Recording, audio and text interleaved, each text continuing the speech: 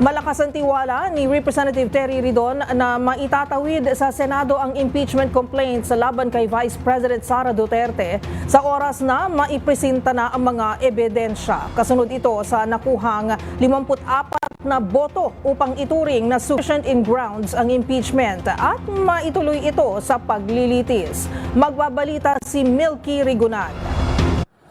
Gaya noong 19 Congress, malaki ang pag-asang makakuha ng 1/3 votes ang impeachment complaints laban kay Vice President Sara Duterte sa sandaling talakayin na sa plenaryo. Ayon kay Representative Terry Ridon ng Bicol Saro Party List, miyembro ng House Justice Committee, makahihikayat sa iba pang kongresistang bumoto ng pabor kapag maipresenta at mailabas na ang mga dokumento at ebidensya laban sa Vice Presidente sa gaganaping impeachment proceedings. Basehan din ni Ridon ang resulta ng botohan ng komite sa sufficiency in grounds na nakuha ng 54 votes. Lagpas na niya ito sa kalahati para maabot ang 1/3 votes o 106 votes. Kung pagbabatayan po natin yung pong boto nung pong sufficiency in substance vote, no? Nakita ho natin na 54 votes na po yung nakuha at that point, no? So ito po ay lagpas kalahati na po ng 106 votes na kailangan para makapag-impeach po ng isang impeachable official.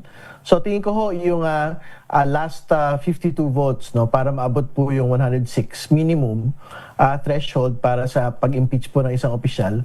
Tingin ko hindi na ho mahirap makuha yon, no. Lalo tigit tuloy-tuloy po yung presentasyon po ng mga ebidensya sa atin pong hearing proper. So antabayanan ho natin yan kasi ang timelines naman po natin sa atin pong hearing proper ay Abril hanggang katapusan po ng Mayo. So hopefully by end of May meron na po tayong plenary vote para pagdesisyonan po yung pong mangyayari po dito sa impeachment complaints. Dagdag pa ni Ridon, Abril hanggang Mayo ang timeline ng Justice Committee na matapos ang impeachment proceedings base sa schedule na March 25, April 14, April 22 at April 29. Para sa MBC TV Network News, ako si Milky Rigunan. Una sa Pilipinas, una sa Pilipino.